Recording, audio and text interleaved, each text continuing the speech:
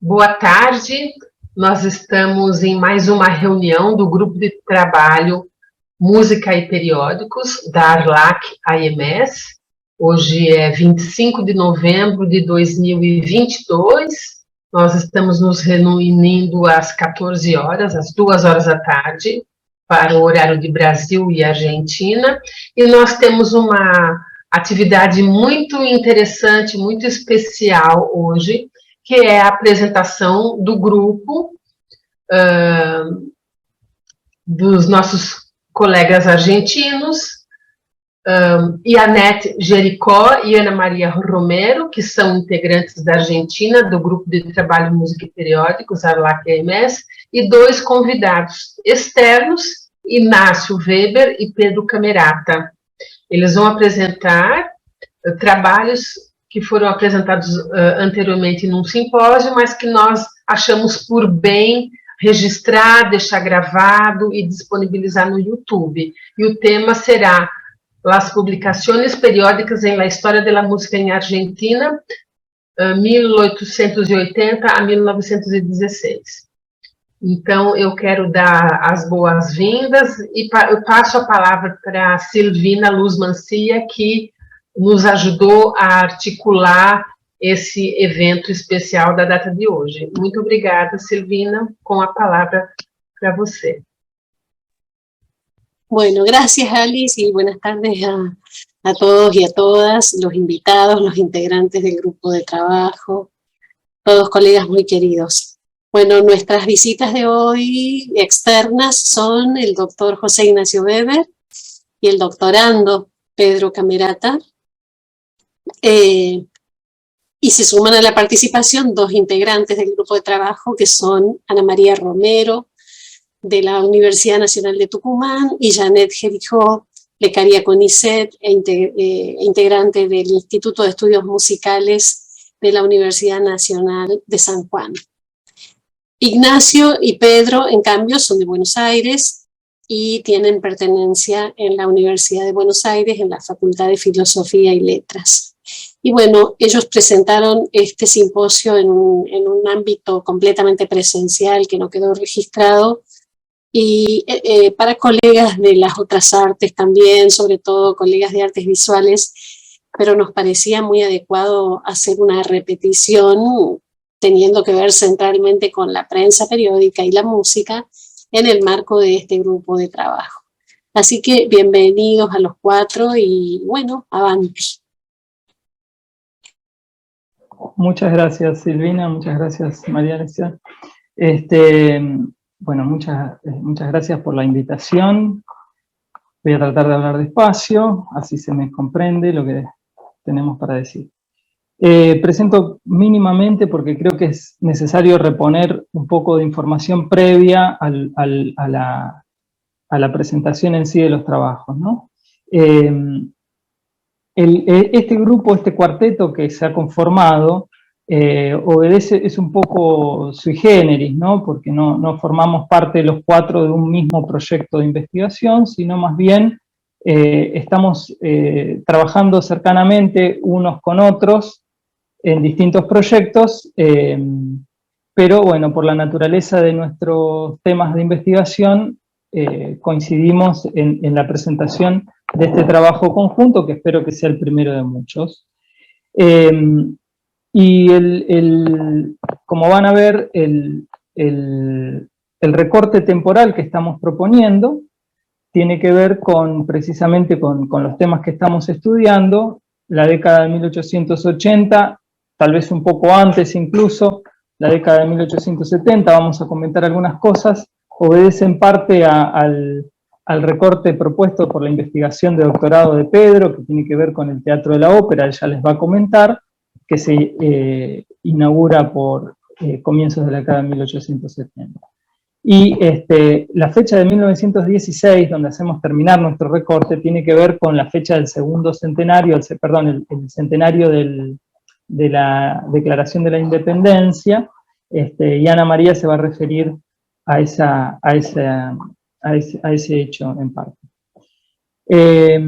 Bueno, Lo que yo voy a presentar a continuación es un trabajo conjunto que estamos realizando, es un informe de avance de un trabajo que estamos haciendo junto a Janet y Pedro, en el que nos proponemos revisar y actualizar un poco el panorama de las revistas de música y otras fuentes periódicas en Buenos Aires, en ese recorte temporal, un poco más, también 1870 y 1910, en función de principalmente la pesquisa de fuentes para los trabajos de investigación de doctorado de Janet y de Pedro. Así que bueno, paso a leerles el trabajo, así no me demoro en el tiempo. No les quito tiempo de más. Bien, como continuación de las discusiones abiertas en el seminario Fuentes Hemerográficas para el estudio de la actividad lírica en Argentina, realizado en el Instituto de Teoría e Historia del Arte Julio de Pairó en abril de este año, nos propusimos sistematizar el estado de la cuestión de los estudios sobre publicaciones periódicas y música en Argentina del periodo 1880-1910, con especial énfasis en la historia de la ópera. Esto obedece a los intereses de las investigaciones de doctorado de Pedro y Janet, ya lo van a comentar ellos. Constatamos, en el marco de un creciente interés en la investigación de las revistas de música como objeto de estudio, una gran fragmentariedad en el conocimiento general sobre las mismas y otras fuentes hemerográficas del periodo estudiado. De modo tal que nos trazamos el objetivo de actualizar el panorama. Los antecedentes sobre esta cuestión revelan avances importantes realizados con intermitencias de muchos años. Sin pretensión de exhaustividad, podemos ejemplificarlo en el panorama sobre el periodismo musical realizado por Vicente Gesualdo en su Historia de la Música en la Argentina de 1961. Esta bibliografía de referencia se mantuvo vigente hasta el año 2001, cuando en el marco del proyecto del diccionario New Grove, Leonardo Donoso actualizó el estado del conocimiento general sobre las revistas musicales en Argentina y su disponibilidad. Motivado por aquel importante avance, Donoso encaró un ambicioso proyecto de rastreo y sistematización de información acerca de fuentes periódicas en distintos repositorios de la ciudad de Buenos Aires, y el resultado final fue la Guía de Revistas de Música de la Argentina, 1829-2007, un instrumento heurístico fundamental para los historiadores de la música en la Argentina. La publicación de este libro coincidió con el crecimiento en el ámbito de los estudios musicológicos del interés por las revistas como objetos de estudio en sí mismos, análogo al que se dio en la historia de la literatura y de las artes. Un caso testigo de esto fue el proyecto UASIT Música y Prensa Periódica, dirigido por Silvina Mansilla y por Melanie Plesch, en primer lugar, y después por Silvina Mansilla, entre 2006 y 2009. Parte de las indagaciones de aquel equipo se dieron a conocer en el libro Dar la Nota, ¿no? Que probablemente ya conozco. Desde aquel entonces hubo importantes avances en el conocimiento de la prensa en relación con la historia de la música en Argentina. Un rápido listado muestra una preponderancia de la perspectiva sociohistórica en los estudios y una variedad de problemas que tienen que ver con lo estético-ideológico, problemas de género, políticos, metodológicos, etc. Asimismo, junto a las descripciones de diversas publicaciones, encontramos heterogeneidad de metodologías, estudios iconográficos, de la recepción, análisis de relaciones sociológicas, etc. Ahora bien, la representación del periodo 1880-1910 es particularmente escasa entre las fuentes citadas en la guía de Donoso.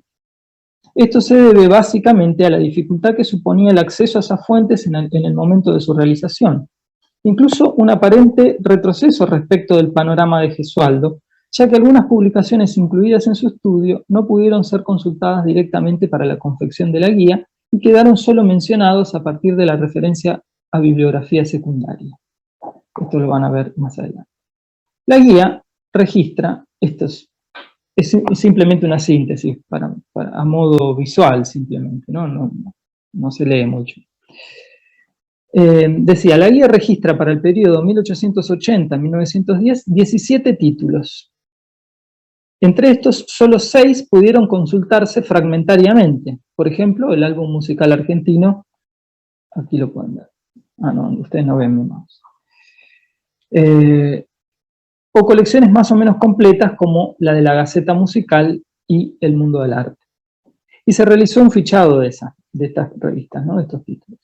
Las otras 11 revistas quedaron referidas solo a través de bibliografía secundaria, como se dijo, especialmente de Gesualdo.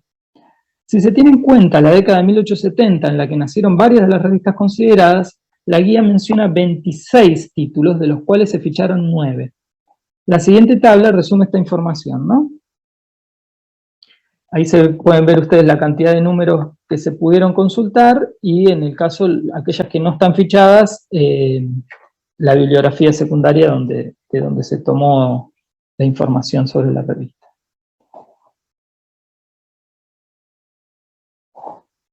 La situación descrita en la guía se constituyó nuestro punto de partida. Contrastada con la expansión general de la prensa ya verificada para otros ámbitos de interés más allá de la música, esta situación resultaba anómala.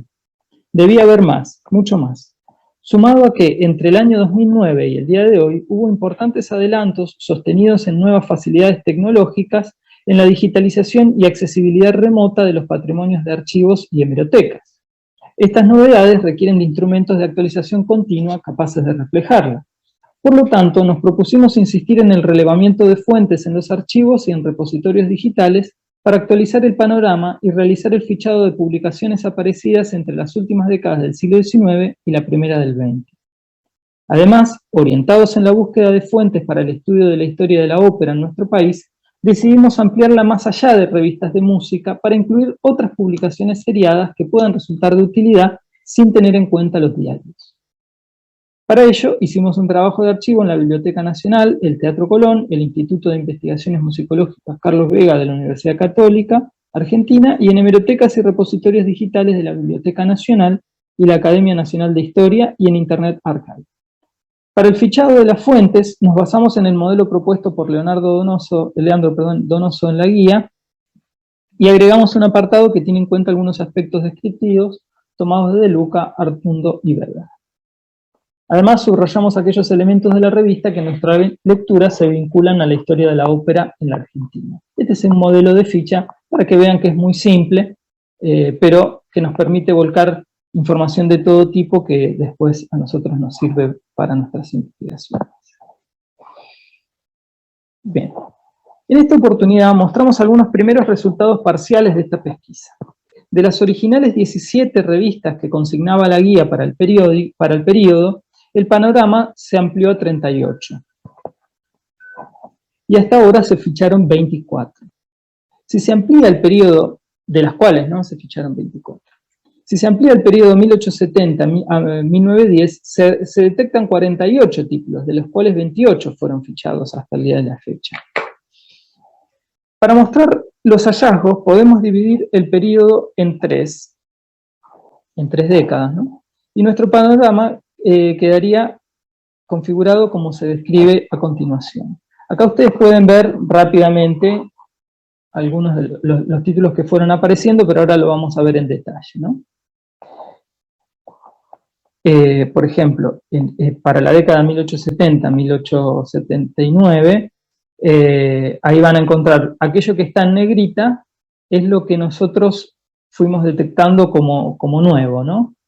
Que no estaba en la guía. De la década de 1880, conocíamos en profundidad solamente la Gaceta Musical. Ahora, el panorama se ha enriquecido con la descripción de la Aurora, el mundo artístico y Mefistófeles.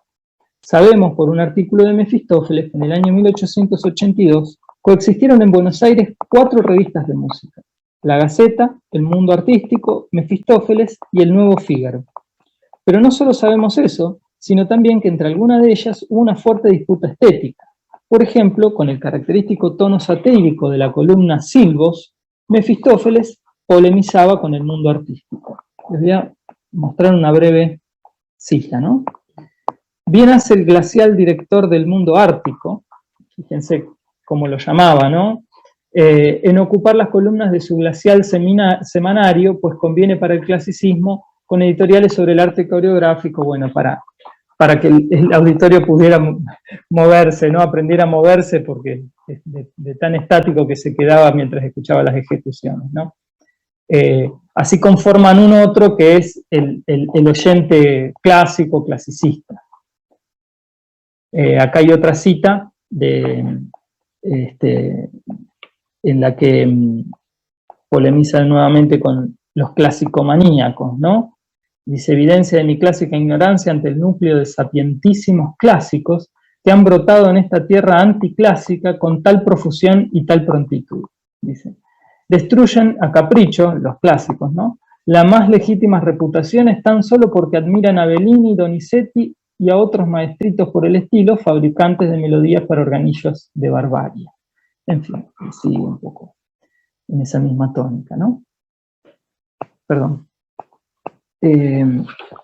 Lo interesante de esta extendida disputa estética, tardo-decimonónica, es que en Buenos Aires se integra la cuestión del arte nacional, interés central de Mefistófeles, especialmente con la entrada de Miguel Rojas en la revista.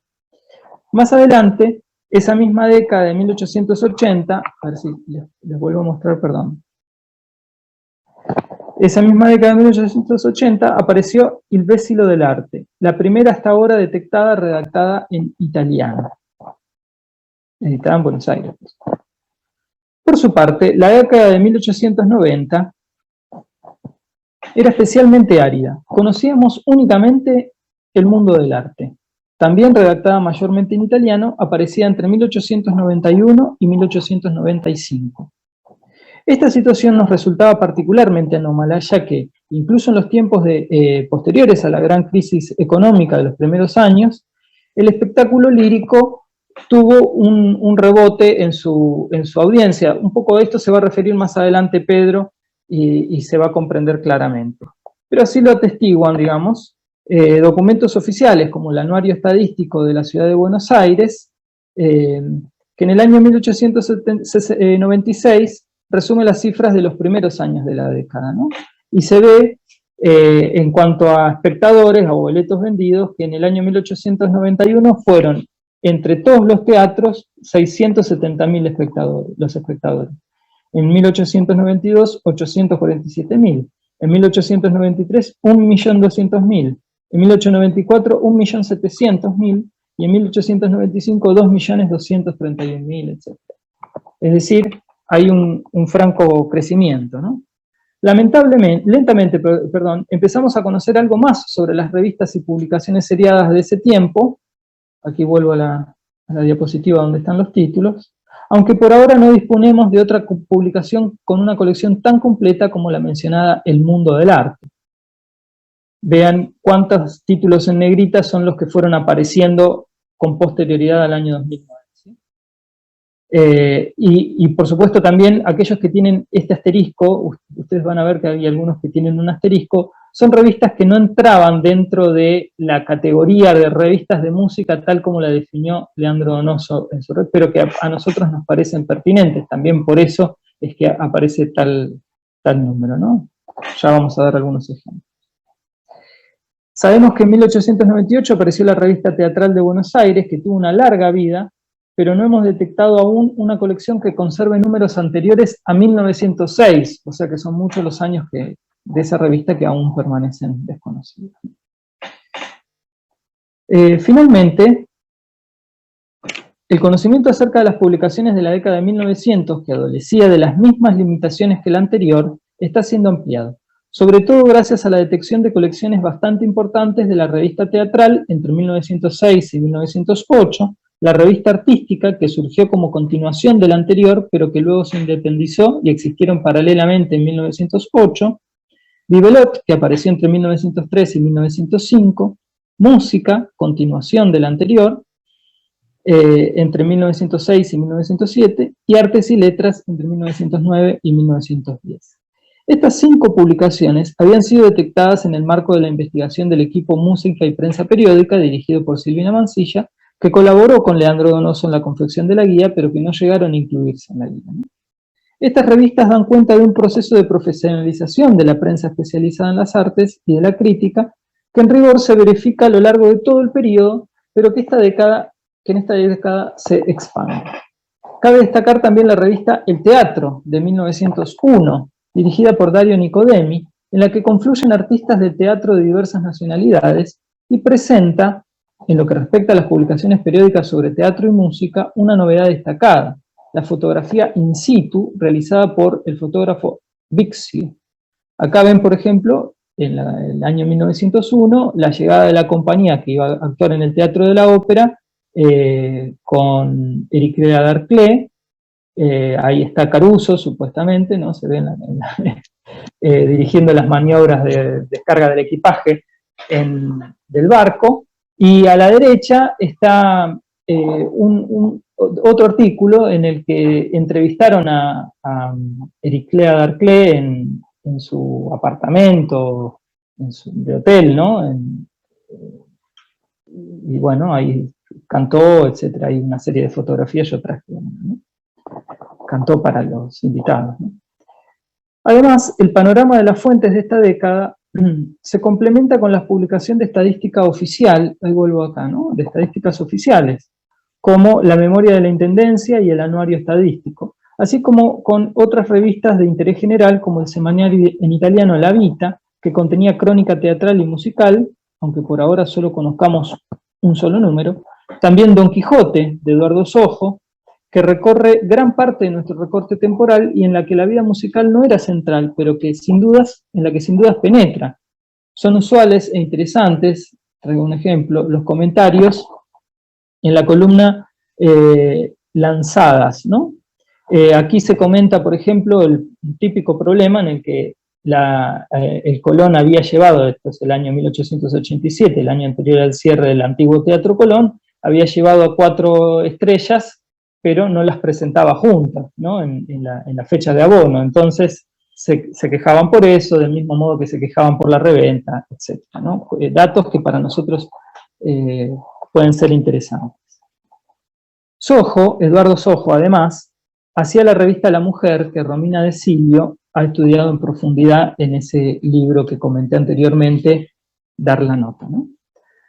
Por último, desde el punto de vista de la historia de la música, y en particular de la música teatral, es interesante señalar un fenómeno poco estudiado aún: los vínculos entre revistas y agencias teatrales.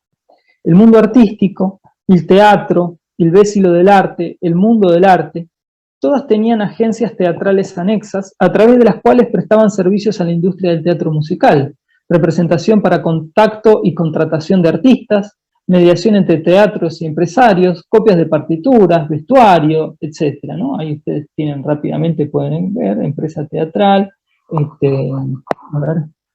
escritura de artistas, contratación de artistas, formación de compañías y de orquestas para conciertos, en fin, vestuario, música, todo lo que tiene que ver con el arte en sus múltiples manifestaciones, etcétera, ¿no? El vésilo del arte también da incluso un espacio para que ensayen, un pianista acompañante, etcétera, ¿no? Hay una serie de servicios que son interesantes estudiar y que, por lo menos para el caso argentino, todavía no está trabajando. Bien, reflexiones finales, ¿no? Los hallazgos más relevantes de esta actualización implican no solo una acumulación cuantitativa de información, sino una complejización cualitativa del conocimiento sobre la historia de la música del periodo, ya que las revistas funcionan como espacios de intervención en la cultura de grupos y formaciones que pugnan entre sí. De este modo, leemos en las páginas de las publicaciones los intereses de grupos étnicos, sobre todo inmigrantes, de asociaciones, sociedades musicales, de conservatorios, gubernamentales, etc. Siguiendo esta condición, las publicaciones pueden ordenarse continuando esos criterios, y el panorama revela información nueva acerca de la historia de la música.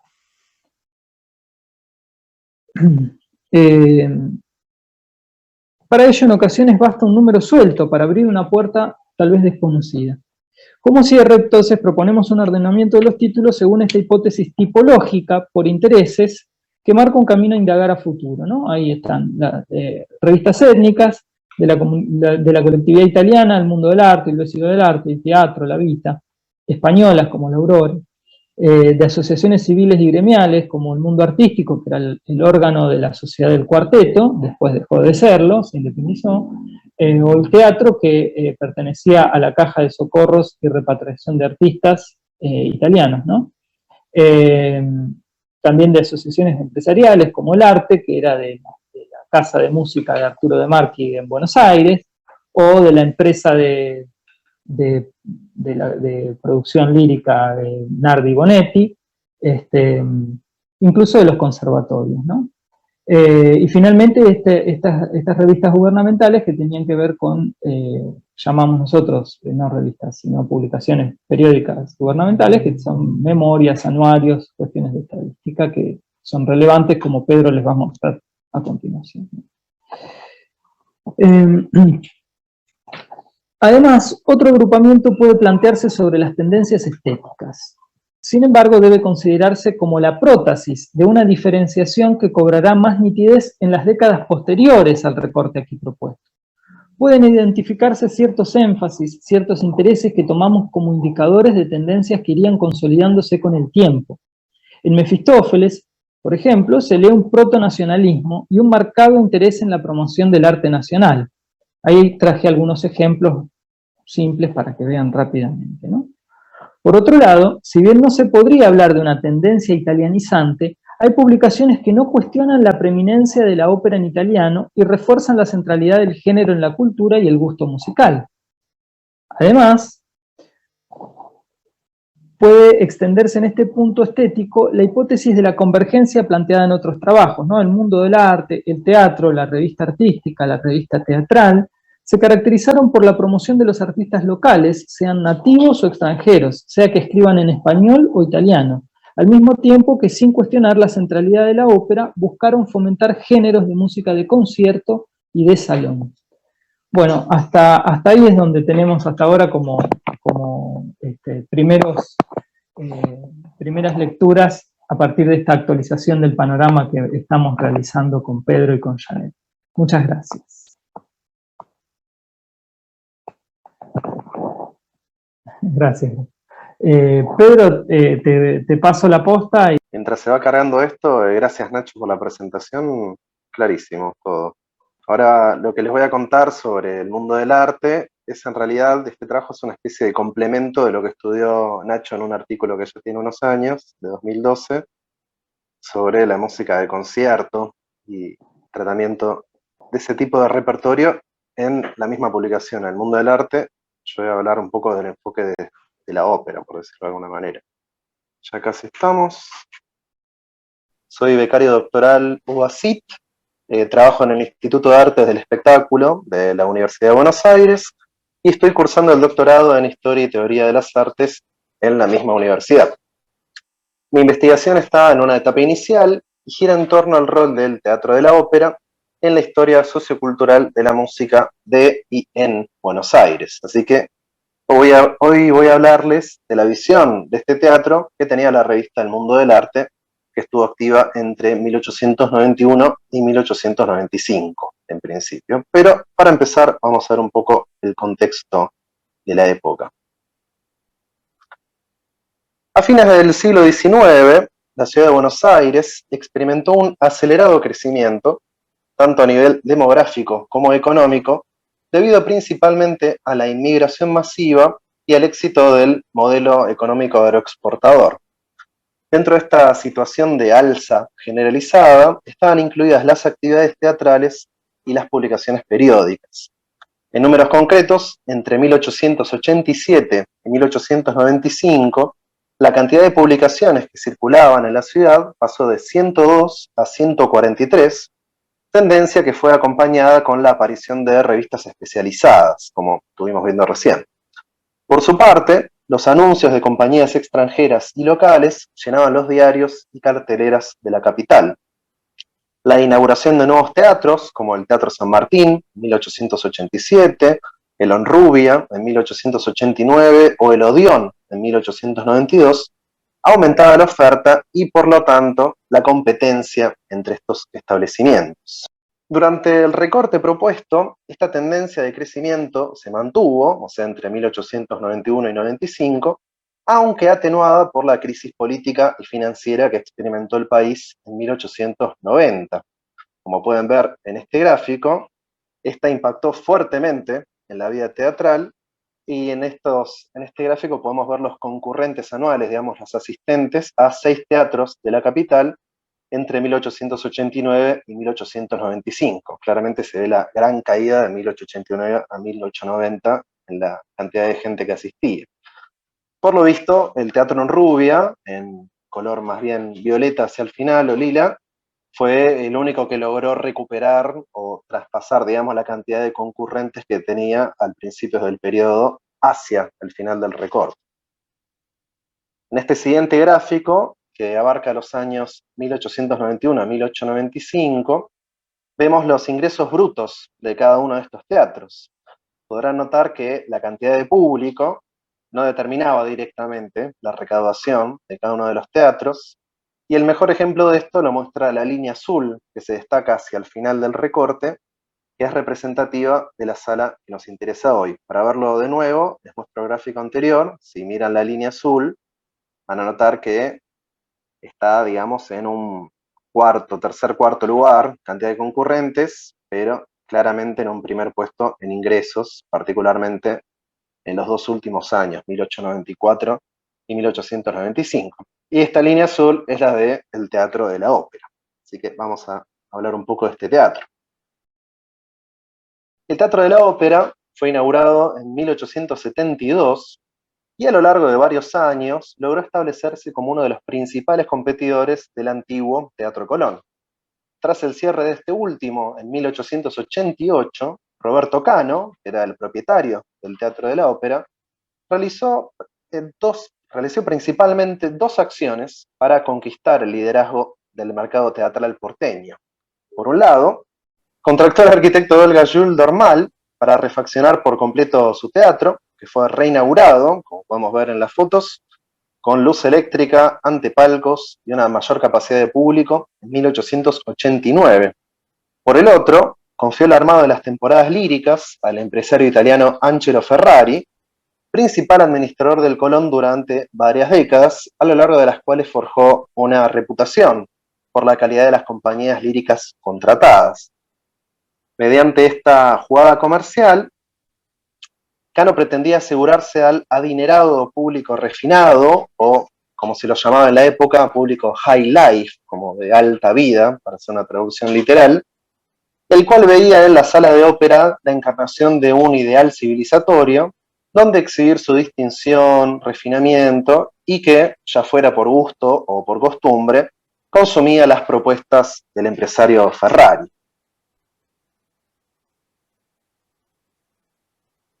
En este último gráfico, que podemos ver aquí, que como los anteriores es del anuario estadístico, lo que prueba la relevancia de este anuario para entender un poco el contexto, se muestran los tipos de espectáculos que se presentaban en el Teatro de la Ópera. Me interesa resaltar en particular la cantidad de dramas, que pueden ver en el color rojo, y señalar una curiosa correlación entre el número de óperas representadas y los ingresos brutos del teatro, que les vuelvo a mostrar en el gráfico que habíamos visto anteriormente. Si hacen una comparación de la línea azul y la columna azul, van a ver que son prácticamente análogas. Empiezan por la mitad, digamos, bajan en el segundo año y vuelven a subir ya exponencialmente en el 93, 94, 95.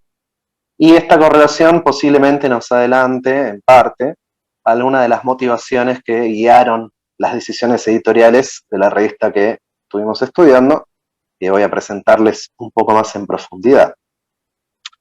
El mundo del arte, cuyo subtítulo era Revista Ilustrada de Artes, Letras, Teatros, Sport y Esgrima, comenzó a publicarse en noviembre de 1891 y, según el anuario de la prensa de Navarro Viola, de 1897, continuó apareciendo hasta 1896.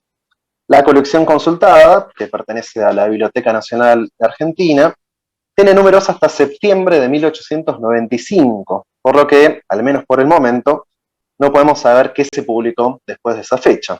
De paso, aprovecho este momento para agradecer a Nacho Weber, que me facilitó copias digitalizadas de esta publicación, lo cual simplificó ampliamente mi tarea. La revista estaba dirigida por el italiano Giacomo De Cervi, salía todo el año, y contaba con varios colaboradores, entre los cuales podemos destacar a los críticos Enrique Freixas y Evaristo Gismondi, así como a los músicos Arturo Beruti y Giovanni Grazioso Panizza, que era el padre del compositor Héctor Panizza. Había también corresponsales en las provincias argentinas, en las capitales de Uruguay y Brasil, Montevideo y Río de Janeiro, respectivamente, y en varias ciudades europeas. Su programa, publicado en el primer número, tanto en italiano como en español, apuntaba a, cito, elevarse a las serenas y excelsas regiones del arte, divina, inspiradora y confortadora sublime, fin de cita, dejando atrás la política, el comercio y la especulación de lo que ellos llamaban la tierra de los negocios. Se declaraba que la revista se ocuparía de juzgar con serenidad y sin preconceptos cada emanación artística, sin preferencias de escuelas ni métodos y con eclecticismo crítico. A su vez, en su evaluación de los artistas teatrales, evitaría ser un cúmulo de exagerados elogios y prometía manejarse como una, y cito esta frase también, una revista teatral que, cosa rara, no especulará, fin de cita. Además de presentarse como una publicación estetizante y antimaterialista, el carácter bilingüe de la revista, junto con las diversas nacionalidades de sus colaboradores, nos da la pauta de que se buscaba un acercamiento entre las élites argentinas, españolas e italianas, como señala Weber en 2016, en su tesis. En un contexto de conflictividad latente por la fallida Revolución del Parque de 1890, en la que, cabe resaltar, participaron unos 3.000 italianos, y por los debates públicos en torno a la naturalización de los extranjeros, la dirección del mundo del arte procuró alejarse de sectores combativos de la colectividad italiana para intentar una convergencia entre las élites a través de sus gustos en común, que incluían no solamente la vida teatral, sino, como señalaba el subtítulo de la revista, los deportes y la literatura también. Entonces de aquí surge el interés por averiguar de qué manera se vieron reflejadas las actividades del Teatro de la Ópera, sala preferida por la alta sociedad porteña, en las páginas de la revista de Cervi.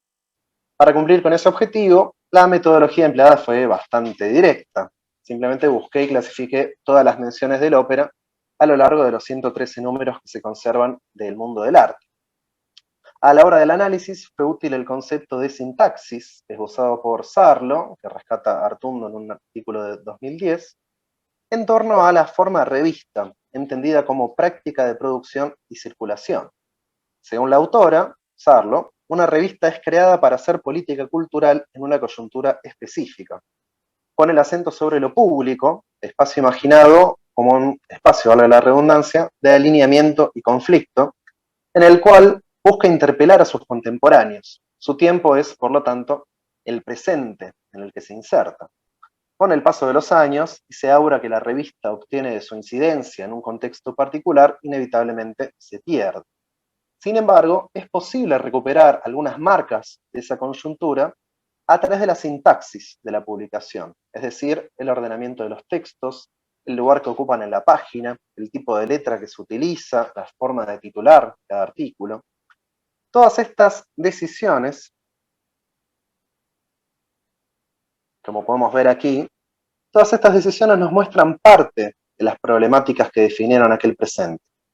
Me permito agregar que, en el caso de una revista bilingüe como El Mundo del Arte, la elección del idioma en el que está escrito cada artículo también puede ser considerada una decisión relevante en este sentido. Con estas ideas en mente, encontré que la importancia del teatro de la ópera era resaltada continuamente por la redacción del Mundo del Arte. Esto puede verse en el mayor espacio de texto, como podemos ver en el ejemplo de toda una carilla dedicada a la crítica del teatro de la ópera y la siguiente carilla distribuida entre 7 teatros distintos. Se puede ver, en el mayor espacio de texto y de imagen dedicado al teatro y sus artistas, en la ubicación en primer lugar en crónicas generales, como es el ejemplo de la página que estamos viendo, y en la frecuencia con que las funciones de la ópera eran relatadas en artículos separados y específicos de este teatro. Aquí podemos ver otro ejemplo de imágenes de artistas de la ópera ocupando casi toda la página de la revista. En cuanto al idioma utilizado, este en general estaba asociado a la nacionalidad de la compañía de turno. Las crónicas de ópera, casi siempre escritas por el director de la publicación, Giacomo de Cervi, se publicaban la mayor parte de las veces en italiano. Recién en 1894 aparecieron unos pocos artículos en español firmados por un tal Mustafa, analizando algunas óperas puntuales. Por otro lado, cuando se escribía sobre teatro dramático español, la reseña era hecha en ese idioma, en castellano, por Manuel de la Fuente. Ahora bien, en cuanto a la cobertura de diversos tipos de espectáculos dados en el teatro de la ópera, hay que señalar que el mundo del arte dedicó ríos de tinta a la ópera y muchísimo menos espacio a dramas, conciertos y bailes. Si bien estos últimos dos eventos, los conciertos y los bailes, eran más bien esporádicos en el teatro, los dramas se representaban con bastante frecuencia, al menos según lo que nos decía el anuario estadístico. Vuelvo a mostrarles este gráfico que vimos hace un rato, con los dramas en rojo, que es, por ejemplo, en 1892 y 93, directamente superan a la cantidad de óperas representadas. Observamos por contraste, en este siguiente gráfico, la proporción de menciones de cada tipo de estos espectáculos en el mundo del arte. ¿Sí? Me pasa la diapositiva, ahí está. Esto es por cada año. A la izquierda se puede ver que en el año 1 salieron menos números, pero en términos proporcionales, lo que más aparecía eran cuestiones de ópera, digamos que resultaba claramente favorecida, y hasta podríamos decir que la diferencia debería ser todavía mayor, ya que en el armado de este gráfico decidí que una mención breve del espectáculo, aunque fuera de una sola línea, alcanzaba para sumar al conteo de menciones, ya fuera de óperas, dramas, conciertos o bailes. Lo que solía suceder, en realidad, es que las compañías dramáticas a veces eran apenas nombradas, en una línea o dos líneas, mientras que para las óperas se dedicaban páginas enteras entre crónicas de espectáculos y perfiles de artistas. Así que vamos a centrarnos un poco en la ópera italiana, en este teatro, y lo que salta a la vista rápidamente es que la compañía Ferrari, el empresario Angelo Ferrari, era indiscutiblemente el centro de interés de la publicación. Esto se manifestaba en 4 tipos de artículos distribuidos a lo largo del año, antes, durante y después de la temporada principal de ópera. En principio había anticipos, en los cuales se enumeraban los posibles o confirmados títulos nuevos o atractivos y cuál iba a ser el elenco de la compañía. En segundo lugar, durante la temporada aparecían crónicas de funciones, generalmente escritas por De Cervi y casi siempre favorables a la compañía del Cavaliere Ferrari, como era usualmente llamado, el empresario. En tercer lugar, aparecían perfiles de artistas también durante el transcurso de la temporada, con descripciones de las trayectorias y las notables cualidades dramáticas, musicales e incluso de personalidad de cantantes y directores de orquesta, acompañadas en varias ocasiones por fotos o ilustraciones. Y finalmente, en cuarto lugar, cuando ya había terminado la temporada, corresponsalías, a través de las cuales los lectores se informaban acerca del recibimiento de la compañía en Montevideo, en Río de Janeiro o en San Pablo. Si bien estas últimas no mencionaban al Teatro de la Ópera, eran útiles para reforzar el prestigio de la empresa Ferrari en Buenos Aires. Además de estos escritos recurrentes, hubo también artículos especiales e incluso números completos dedicados a estrenos de óperas específicas. Por ejemplo, Manon Lescaut de Puccini, Pagliacci de Leoncavallo y Falstaff de Verdi, que se estrenaron en 1893, y por otro lado Taras Bulba de Beruti y Tannhäuser de Wagner, estrenadas en 1895. Ahora bien, la pregunta que surge es, ¿por qué motivo la compañía Ferrari generaba tanto interés? La primera respuesta evidente es que era, la favorita del público. Cantantes como Antonio Scotti o Remo Ercolani eran figuras recurrentes en las temporadas de Buenos Aires que se habían ganado el aprecio de la audiencia. Además, divos como Giuseppe Cremonini y Cesira Ferrani, quienes fueron creadores de los roles protagónicos de Manon Lescaut, sumaban prestigio a la empresa por su cercanía con el ya venerado Puccini, Más allá de esta cuestión, es posible aventurar también, segundo que la presentación no quiere pasar, ahí estamos, es posible aventurar también otra respuesta. La revista buscaba defender a los artistas y al repertorio italiano. Si bien la ópera italiana, particularmente la de Verdi, era hegemónica, digamos, en el gusto del público porteño, ya desde la década del 80, varios críticos e intelectuales, entre los que podemos mencionar, por ejemplo, a Ernesto Quesada o a Paul Grusac, clamaban por una actualización del repertorio lírico.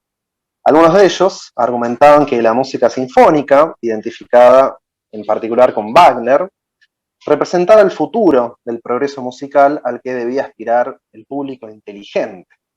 Otros eran ácidamente críticos con la compañía Ferrari y con la reposición constante de las mismas óperas. Buena parte del repertorio belcantista, de por ejemplo Rossini, Bellini o Donizetti, e incluso algunos títulos de la Giovane Scuola, de exponentes como Mascagni o León Cavallo, eran considerados por estos como música superficial que merecía pasar al olvido. Es ilustrativa una intervención de Grusac al respecto. Desde las páginas de su periódico Le Courrier Français, activo entre 1894 y 1895, llegó a calificar a la Traviata de Verdi como un, cito, plato recalentado con olor a podrido, fin de cita, lo cual generó duras respuestas de parte de varios cronistas del mundo del arte, e incluso llevó a que durante algunos números se publicaran escritos de intelectuales franceses y británicos defendiendo el valor estético de la ópera italiana. Cabe resaltar que, como anticipaba Nacho antes, desde la revista de De Servi se promovía la difusión de la obra de Wagner y la realización de conciertos sinfónicos, considerados necesarios para educar musicalmente al público de Buenos Aires, tildado de inmaduro varias ocasiones por el manifiesto desinterés que mostraba hacia ese repertorio. Es decir, para la redacción no existía un antagonismo entre lo sinfónico y lo lírico. Coherentemente con su perfil conciliador, parecería que la intención del mundo del arte era la de incluir a la ópera italiana como parte de las artes elevadas dentro de lo que se representaba en el principal coliseo porteño, el Teatro de la Ópera.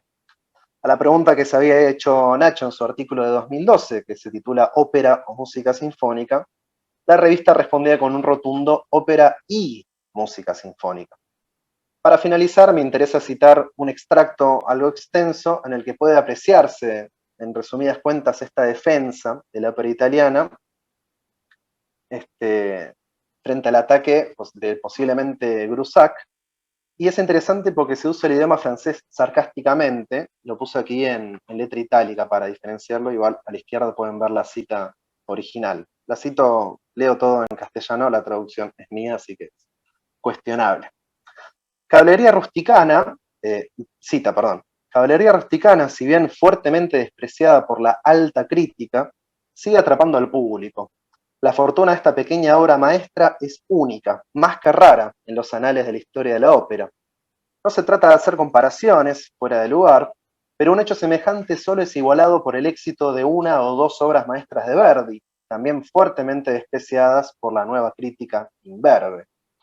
Caballería rusticana, así como Il Trovatore y la Traviata, maltratadas en todos los órganos y organillos del mundo, por todas las bandas y todas las orquestas de café chantant, pisoteadas en todos los pequeños teatros y en todos los cuarteles de provincia, asesinadas y tal vez disecadas en ciertos teatruchos de la capital, continúan a pesar de todo siendo las favoritas del público y su anuncio en la cartelera es suficiente para llenar los teatros. Así sucedió en la ópera.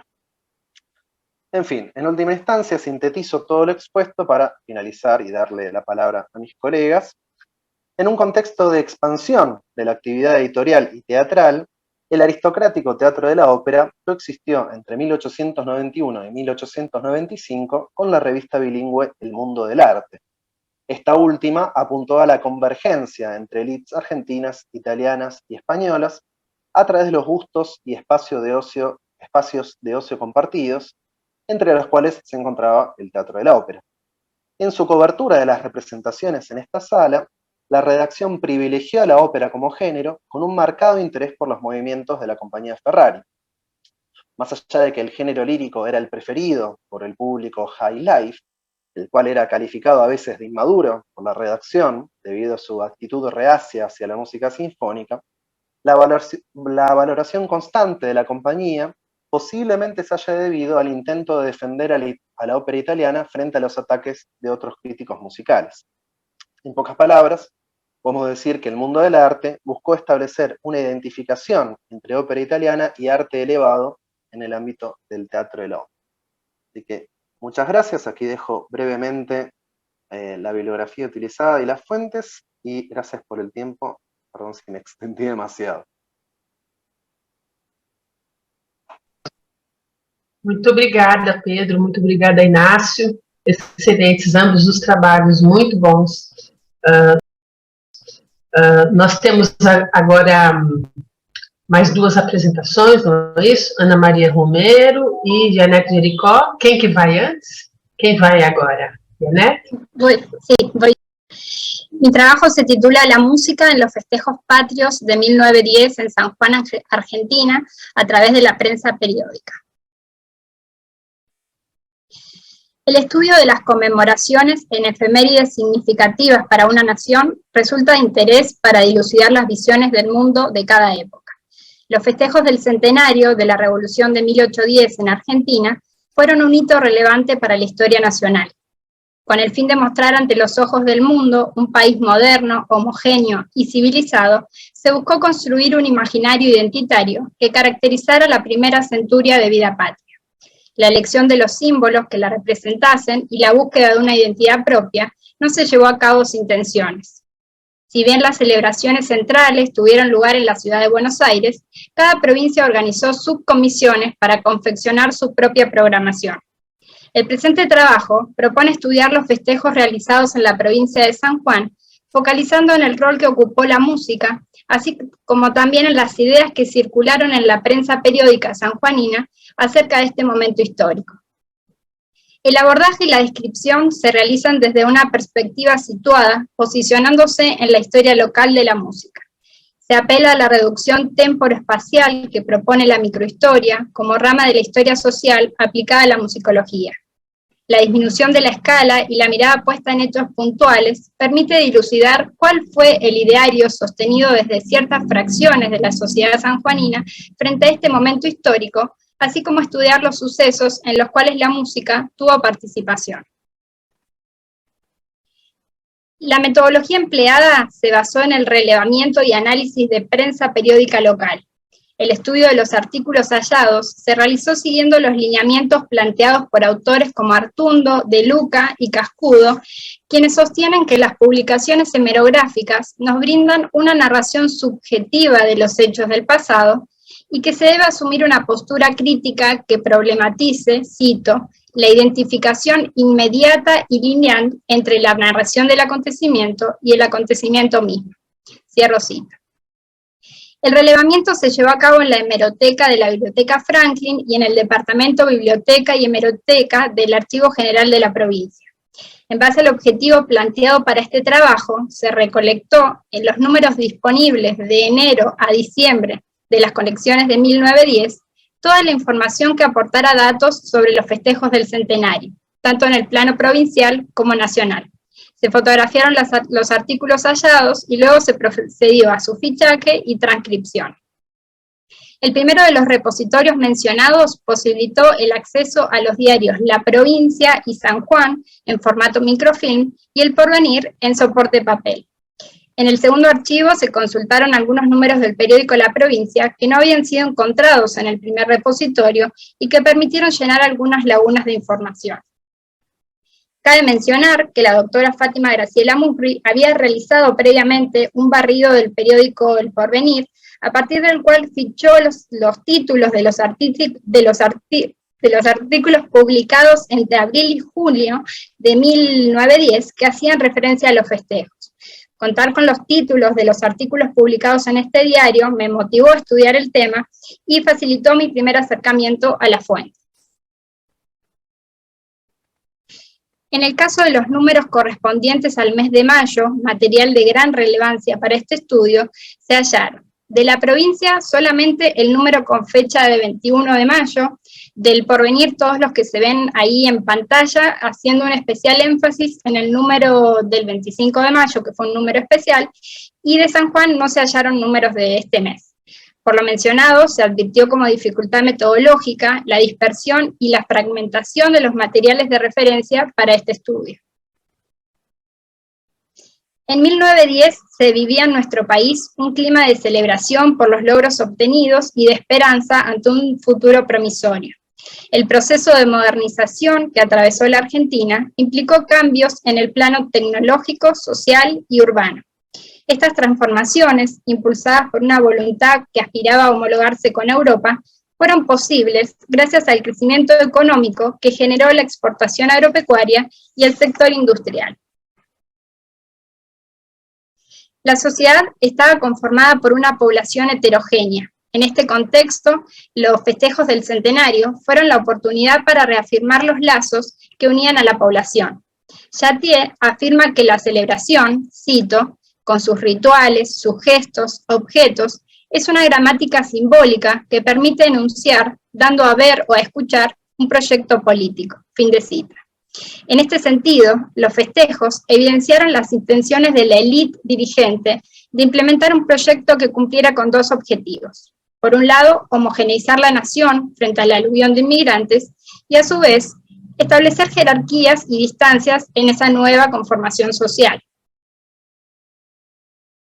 Este proceso no se llevó a cabo sin tensiones. Surgieron una serie de movilizaciones y huelgas de movimientos anarquistas que buscaban empañar los festejos en Buenos Aires. Ante la amenaza de una huelga general anunciada para el 18 de mayo, el gobierno nacional promulgó la Ley de Defensa Social y declaró el estado de sitio. La prensa local se encargó de brindar información sobre los festejos nacionales y, a su vez, medió activamente en la organización de la celebración local. En cuanto a los festejos centrales, comunicó sobre las acciones llevadas a cabo por la Comisión Nacional, actualizaciones en torno al conflicto de las huelgas, avances en la organización del recibimiento de las delegaciones extranjeras, el seguimiento de los preparativos para las exposiciones que se llevarían a cabo en Buenos Aires, entre otros aspectos. De la lectura de los artículos hallados, se observa una gran expectativa depositada en la actuación que San Juan haría en la exposición industrial, vista como una oportunidad para dar cuenta del progreso que la provincia estaba atravesando, evidenciar su potencialidad industrial y comercial y fomentar así nuevas relaciones comerciales.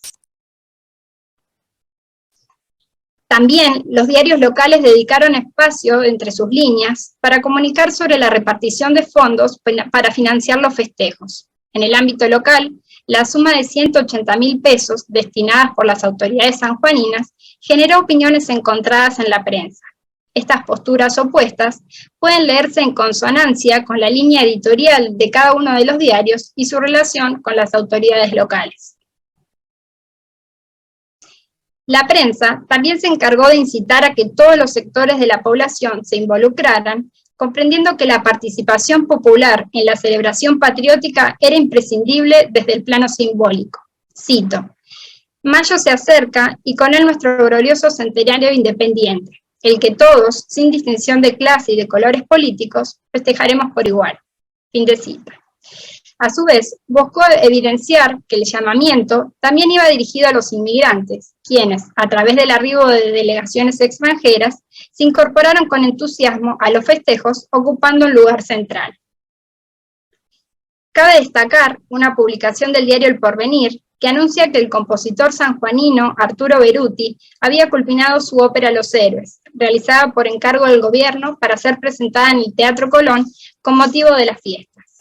Esta obra finalmente no se incorporó en los festejos centrales, situación que, según Silvina Luz Mansilla, cito, influyó de manera decisiva en la imagen posterior del compositor.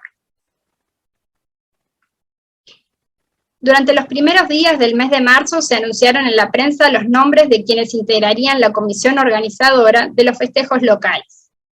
El programa oficial se desplegó desde el 24 al 31 de mayo, días que fueron declarados feriados. Entre las actividades planificadas se destacan la colocación de piedras fundamentales, el Te Deum en la iglesia central, la recepción de autoridades locales, nacionales y extranjeras en la Casa de Gobierno, el baile de gala, desfiles y fiestas escolares, bailes populares y un corso de flores, entre otros. Los festejos extraoficiales tardaron en anunciarse. Ante esta situación, la prensa publicó numerosos artículos reclamando la organización de celebraciones que excedan la agenda oficial.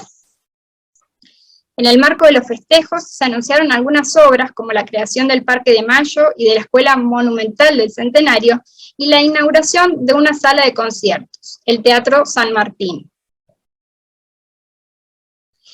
Los conciertos y eventos en los que la música tuvo mayor participación no formaron parte del cronograma oficial, sino que fueron impulsados por agrupaciones ajenas a la comisión oficial. A su vez, se destaca que algunos de los eventos aquí abordados excedieron las fechas planteadas por el cronograma oficial, dando lugar a lo que algunos autores llamaron época del centenario.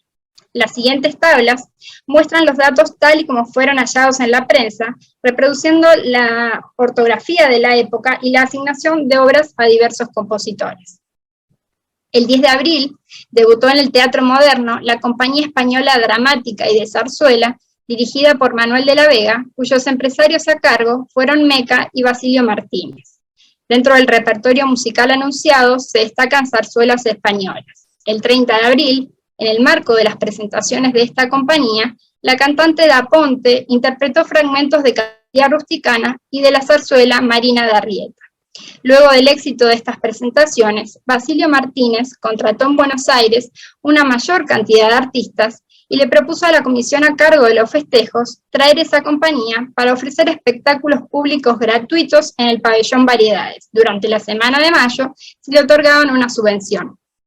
Dentro de las funciones dadas por este elenco, una fue dirigida a la Sociedad Española La Fraternal, a la que acudieron miembros de la colectividad española. La comisión directiva de la Biblioteca del Departamento de Desamparados organizó un concierto en la Biblioteca Sarmiento para conmemorar el centenario. Allí, la Orquesta Centenario interpretó el himno nacional, una obertura, un vals, el intermezzo de Caballería Rusticana y una fantasía sobre temas de la ópera Aída de Verdi. También se incluyeron 2 piezas para conjuntos instrumentales de cámara. En cuanto a los compositores seleccionados, se advierte que todos son de procedencia europea. En el repertorio mencionado para este concierto, vemos que una de las obras mencionadas aparece en la prensa como impronta para piano y menciona como compositor a Beethoven, y bueno, ahí advertimos que puede llegar a haber algún error o en el título de la obra o en la asignación a Beethoven, que en realidad podría ser o Schubert o Chopin.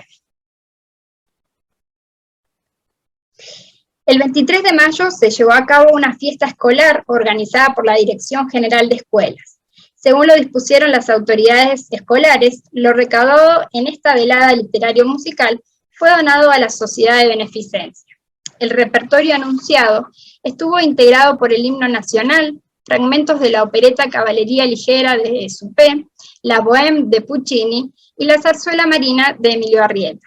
A su vez, se menciona la presencia de una orquesta en los festejos realizados el 25 de mayo en el alejado departamento de Iglesia. Sin embargo, no se especifica quiénes fueron los intérpretes ni el repertorio musical ejecutado. El 5 de junio se anuncian en El Porvenir 2 funciones de la compañía de zarzuela dirigida por Eleodoro Marcen, interpretando los títulos que observan en pantalla.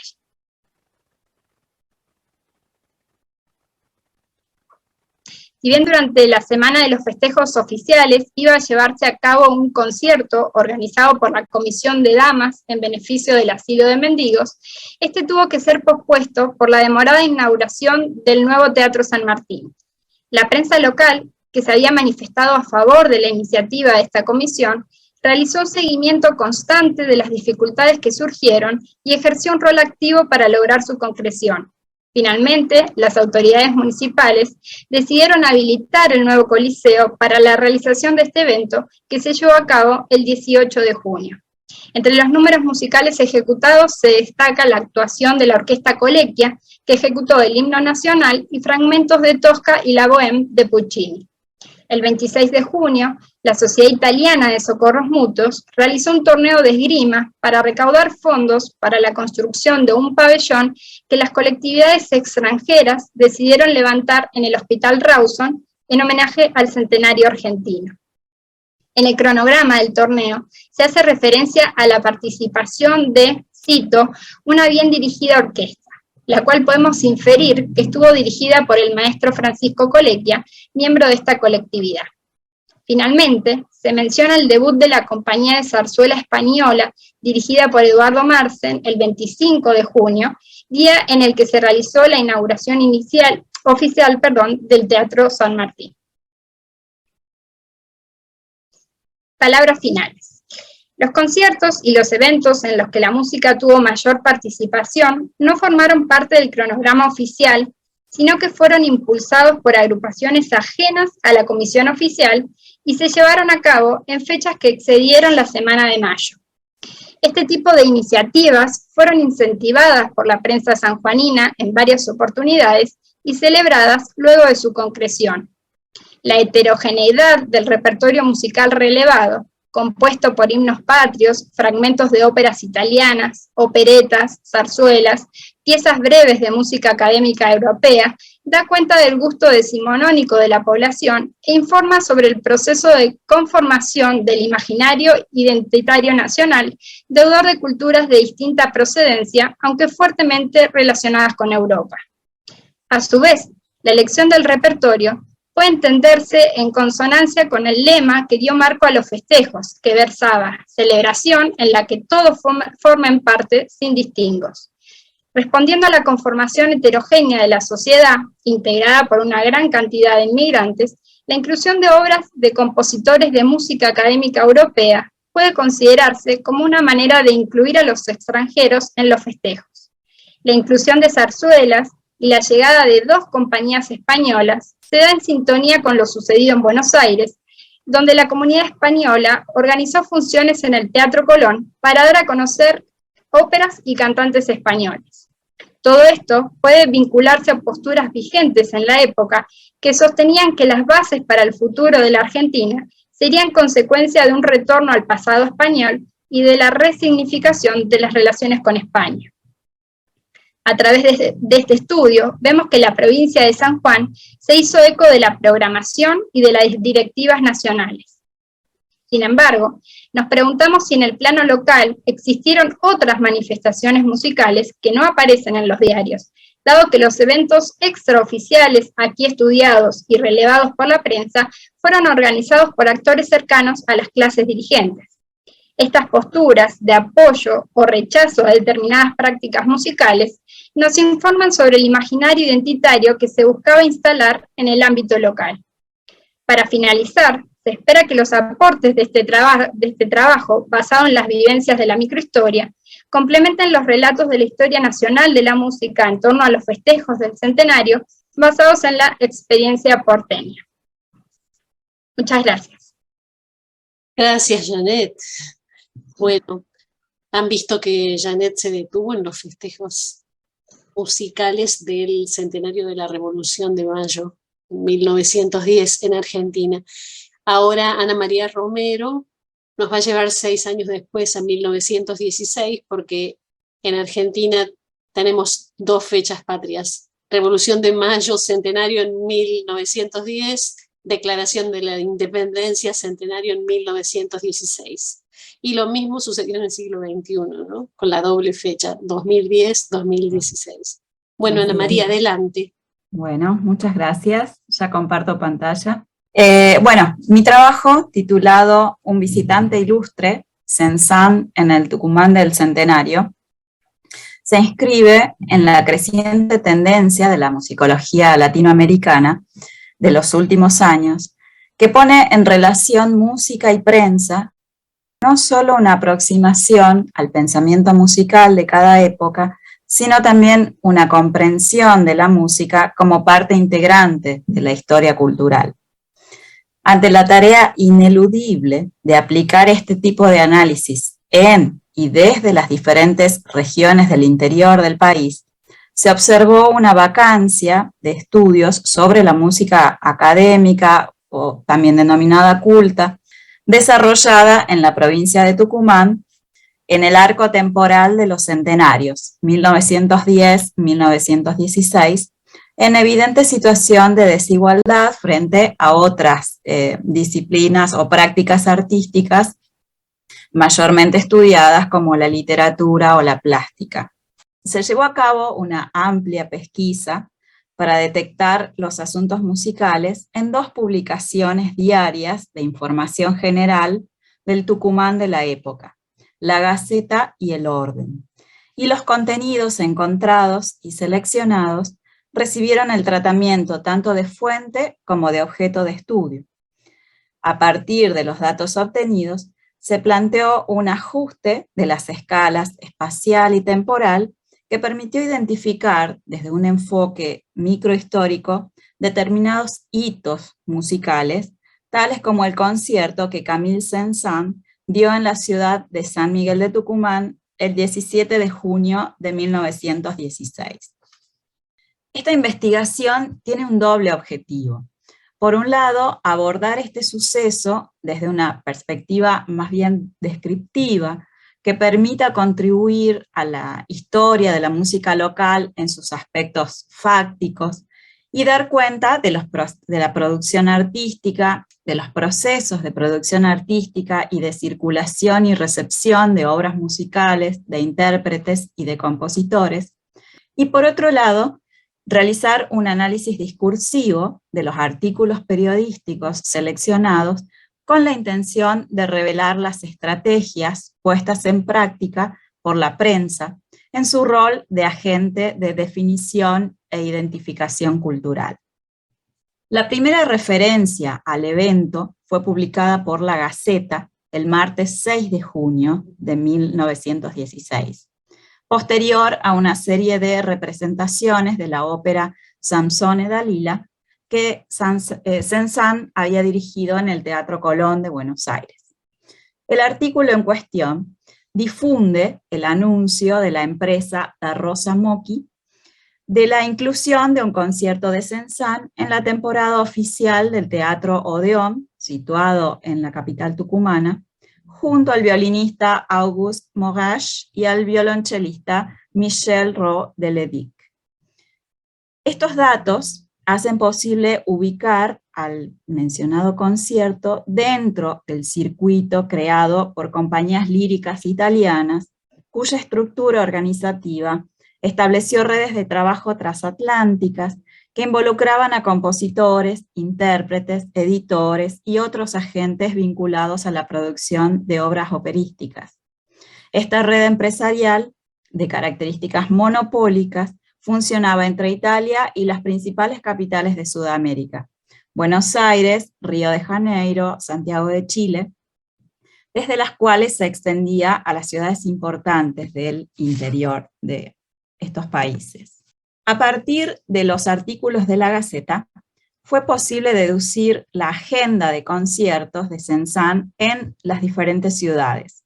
En Rosario, el sábado 10 de junio, en Córdoba, martes 13 de junio, en Tucumán, el sábado 17 de junio.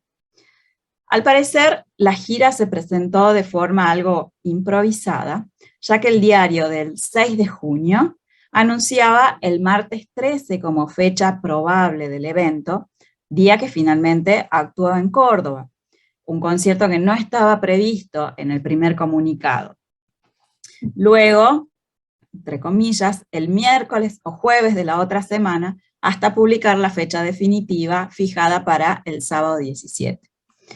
Esto contrasta con las funciones oficiales de la gala del 9 de julio, espectáculo publicitado con meses de anticipación, que contó con la presencia del reconocido barítono italiano Tita Ruffo, y cuyos valores de las entradas superaban ampliamente a los del concierto de Saint-Saëns.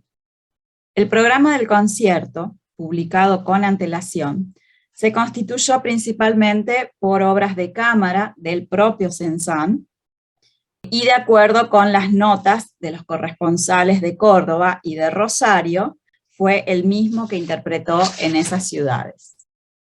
Entonces, se pudo establecer el programa de conciertos. De Saint-Saëns se interpretó el trío en mi menor, opus 92. El único compositor por fuera de Saint-Saëns a quien se ejecutó esa noche fue Chopin, con un impromptu. No pudimos establecer cuál de ellos, y los estudios número 3 y número 12 del opus 10, por supuesto, todos ellos ejecutados por Saint-Saëns al piano. También de Saint-Saëns, sonata para violín y piano número 1 en re menor, opus 75, el final del primer acto de Samson e Dalila, sonata para cello y piano número 1 en do menor, opus 32, Habanese, opus 83 para violín, con reducción al piano de la parte orquestal, y la Rhapsodie d'Auvergne, opus 73, ejecutada por Saint-Saëns.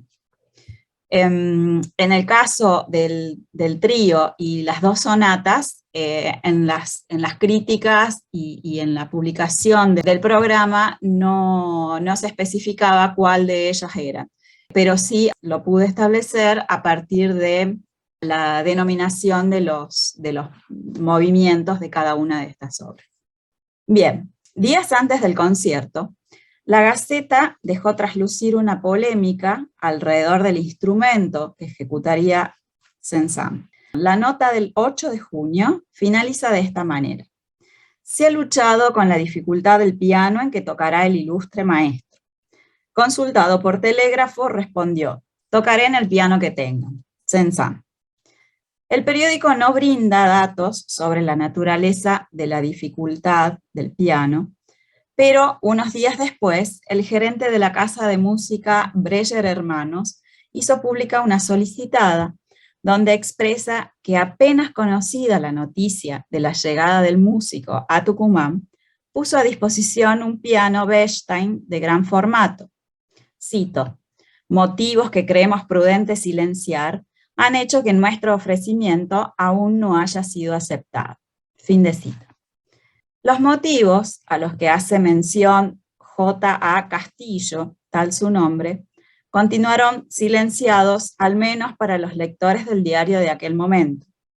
No obstante, muchos años más tarde, ya en nuestro siglo, Carlos Páez de la Torre, desde su columna en el mismo medio, proporcionó una reconstrucción de los hechos a partir de las crónicas de aquella época y de una publicación de 1935 del crítico musical Julio Alberto Castillo, que no era otro que el citado gerente de Breyer.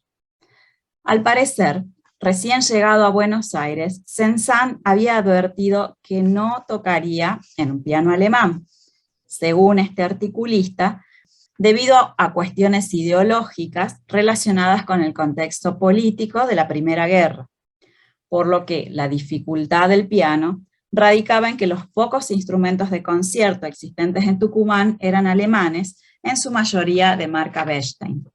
Finalmente, la situación se resolvió de manera favorable, el músico accedió a tocar en un piano alemán. Sin embargo, y más allá de los ribetes anecdóticos, es viable suponer que el teatro no disponía de un instrumento adecuado o de uno que se considerara a la altura de las circunstancias o del músico. Historia aparte es la búsqueda de una banqueta rectangular que el ilustre maestro prefería en lugar de los taburetes redondos. La visita de Saint-Saëns se produjo en un contexto histórico particular. Restaban unos pocos días para el 9 de julio, fecha en que se cumpliría el centenario de la Declaración de la Independencia, un evento histórico ocurrido en Tucumán, y los tucumanos preparaban importantes actos y celebraciones. En este marco se hace necesario destacar el rol de la denominada Generación del Centenario, un grupo de intelectuales ligado a la élite económica local que había diseñado un proyecto político de modernización para la provincia, cimentado en una base cultural que pretendía conservar las particularidades del noroeste, con su herencia indígena e hispánica. Varios de los integrantes de este grupo formaban parte de familias vinculadas a la industria azucarera, principal industria tucumana, y manifestaban una fuerte pertenencia a el Tucumán. El centenario de un suceso tan significativo para los argentinos, en el que esta provincia tuvo un papel relevante, constituía una ocasión propicia para hacer visible el programa político, tanto en las acciones como en los discursos. Este momento histórico puede ser analizado bajo el concepto de tradición selectiva de Raymond Williams. Cito: una versión intencionalmente selectiva de un pasado configurativo y de un presente preconfigurado, que resulta poderosamente operativo dentro del proceso de definición e identificación cultural y social. Fin de cita.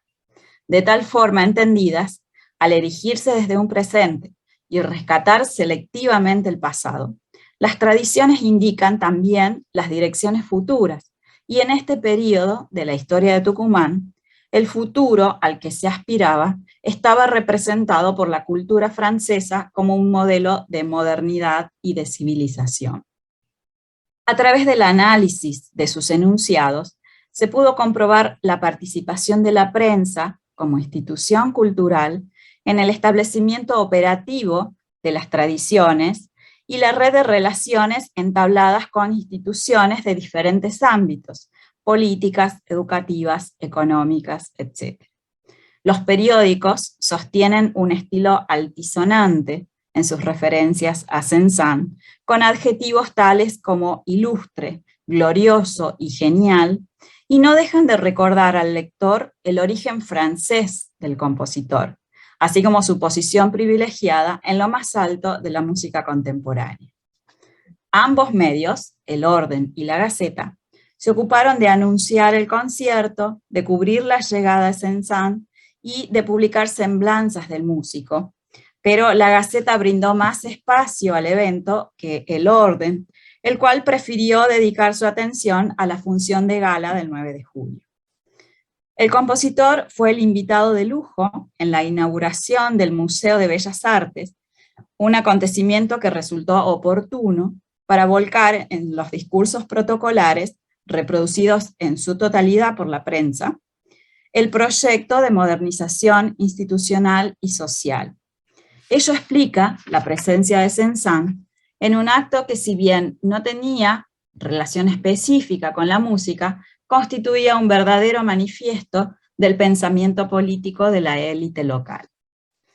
En una demostración más del rol activo de la prensa periódica en el proceso de definición e identificación cultural y social, los artículos enfatizan la existencia de un público que se halla a la altura del visitante y que es capaz de disfrutar y de valorar este hecho artístico e histórico. Esto se hace explícito en expresiones como, cito, concierto memorable como manifestación la más elevada de arte y brillante por la concurrencia que será reveladora de la aristocracia, de la distinción y de la cultura de la sociedad tucumana. Un suceso que revelará la alta cultura del pueblo de Tucumán. Para concluir, los textos aquí analizados constituyen una crónica de los sucesos, a partir de la cual se pudo obtener datos fácticos que contribuyen a la construcción de la historia de la música de Tucumán.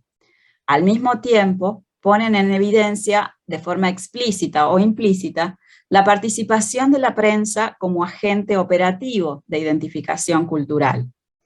En tanto medios de comunicación, los diarios, en su interrelación con otras instituciones y formaciones, seleccionan contenidos y los configuran en una tradición modélica para el lector.